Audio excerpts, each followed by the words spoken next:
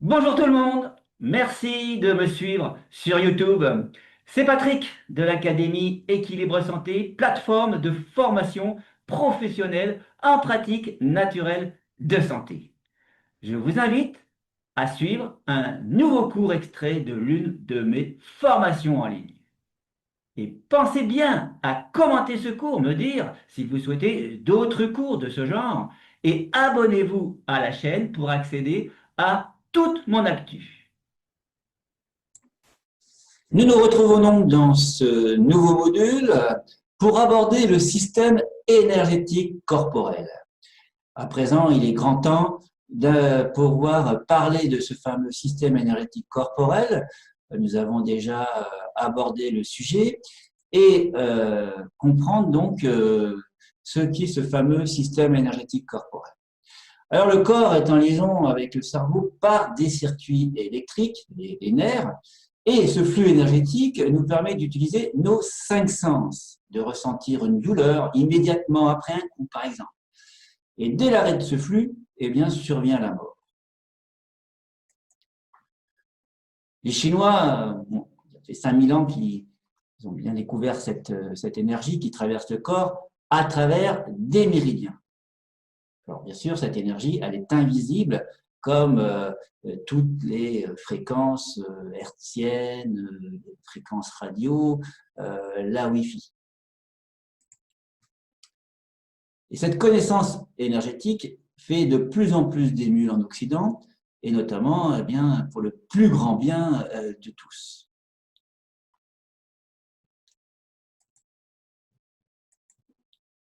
Les fréquences du corps humain, en fait, les fréquences oscillent entre 62 et 70 MHz, 62, 68 MHz. Des études ont démontré que dès qu'il y avait des pensées du genre négatives, eh bien, cela pouvait faire baisser ces fréquences du corps en moyenne de 12 MHz. Et que des pensées plutôt positives, créatrices, pouvaient augmenter ces fréquences de 10 MHz. On voit donc, encore une fois, l'intérêt des pensées, la force des pensées, par rapport à la santé organique. La méditation permettrait un gain de 15 MHz, ce qui peut correspondre à un minima, à un résultat similaire avec la pratique de l'EFT, de la cohérence cardiaque notamment.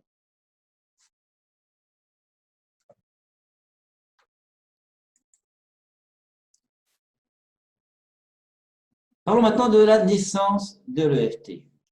Au début des années 80, le médecin psychothérapeute Roger Callan était confronté avec, chez une patiente avec une phobie, celle de l'eau. Alors en psychothérapie, on sait très bien que les dépendances, les phobies, c'est très compliqué. Utilisant ces techniques traditionnelles, il était incapable de résoudre le problème de sa patiente qui était vraiment très traumatisée par la peur de l'eau. Un jour, cette patiente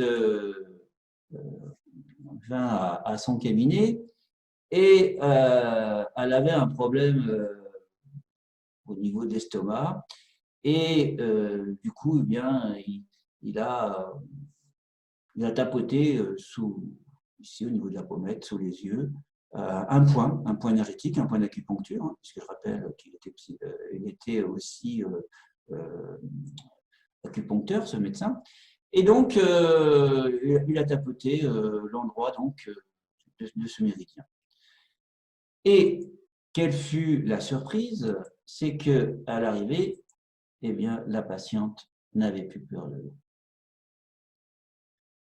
Alors, bien sûr, il a été surpris parce que, n'ayant pas conscience de ce qui s'était passé au niveau énergétique et vis-à-vis de cette perturbation émotionnelle, eh bien, pour une fois où il ne s'occupe pas du problème direct de la phobie, eh bien, la personne se départit de cette phobie. Que s'est-il passé? Eh bien, c'est là où il s'est aperçu qu'il y avait un lien entre le processus émotionnel et le système énergétique corporel. Et c'est Gary Craig qui nous explique, en fait, quand cette patiente avait peur, l'énergie circulant dans son méridien d'estomac, donc notamment quand il passe le méridien, il passe sous l'œil, eh bien, il était perturbée. L'énergie était perturbée. Perturbée pourquoi? Alors, on n'en sait rien. Parce que dans sa vie, qu'est-ce qui s'est passé auparavant? Y a-t-il eu un événement traumatisant qui a fait que cette énergie s'est figée? C'est possible. Mais en attendant, c'était dans le méridien de l'estomac. Alors ce déséquilibre énergétique est ce qui causait son intensité émotionnelle. Et les tapotements sous les yeux de la patiente ont envoyé donc des pulsations dans le méridien. Donc ça a fait vibrer, il y a eu ça s'est diffusé au niveau du méridien, et donc corriger la perturbation. Le méridien énergétique était maintenant harmonisé et l'intensité émotionnelle, comme la peur notamment, était partie. Alors ça aurait été un autre méridien, ça aurait été pareil. Voilà donc comment l'EFT a démarré. Alors cette découverte a amené Gary Craig à développer l'EFT à partir de son affirmation découverte, qui est vraiment à apprendre par cœur. La cause de toute émotion négative est une perturbation du système énergétique corporel. La cause de toute émotion négative est une perturbation du système énergétique corporel. Il faut bien intégrer cette phrase, elle est essentielle. Elle est notamment essentielle, c'est qu'à partir de là, Gary Craig a entamé des études pour démontrer tout cela. Faisons à présent une petite pause avant de poursuivre pour savoir si ce contenu vous plaît. Alors je vous invite à le commenter et actionnez le pouce sur j'aime et abonnez-vous à la chaîne pour rester informé sur d'autres cours. Parce que nous étions donc au début des années 80, certes, et il fallait tout simplement démontrer cette découverte. Alors, remarquons en passant que jamais la patiente du docteur Callahan n'a parlé de son traumatisme qui était à l'origine de sa phobie. On n'a pas su pourquoi, en fait, elle avait la peur de l'eau. Voilà. Ça, c'est une des caractéristiques de l'EFT aussi, c'est qu'on peut se départir d'une perturbation sans en connaître l'origine. À l'arrivée, c'est le résultat qui compte. Et aujourd'hui, plusieurs dizaines d'années plus tard, penser que le tapotement de certains points peuvent suffire par rapport à la conjonction que les méridiens ont entre eux, et donc on n'est pas obligé de tapoter l'ensemble des méridiens.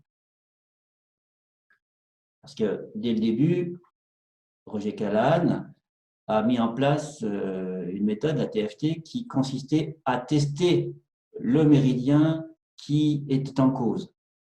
Et Gary Craig a trouvé que c'était trop compliqué pour tout un chacun parce qu'on avait toujours besoin de quelqu'un pour tester. Et Gary Craig a voulu créer quelque chose qui soit accessible à tout le monde et donc une méthode autonome.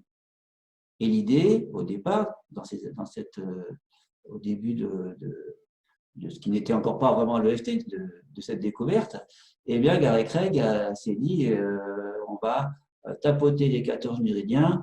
Obligatoirement, à un moment donné, on va tapoter sur celui qui est impacté. Ce n'est pas le temps que cela prend de tapoter 14 méridiens. Donc, au lieu de les tester un par un, on va tous les passer en revue.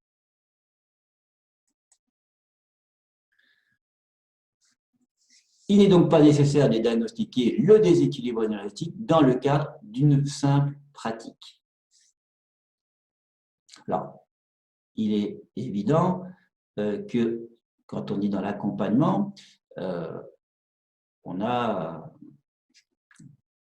pratiquement à 100% connaissance de l'origine du problème.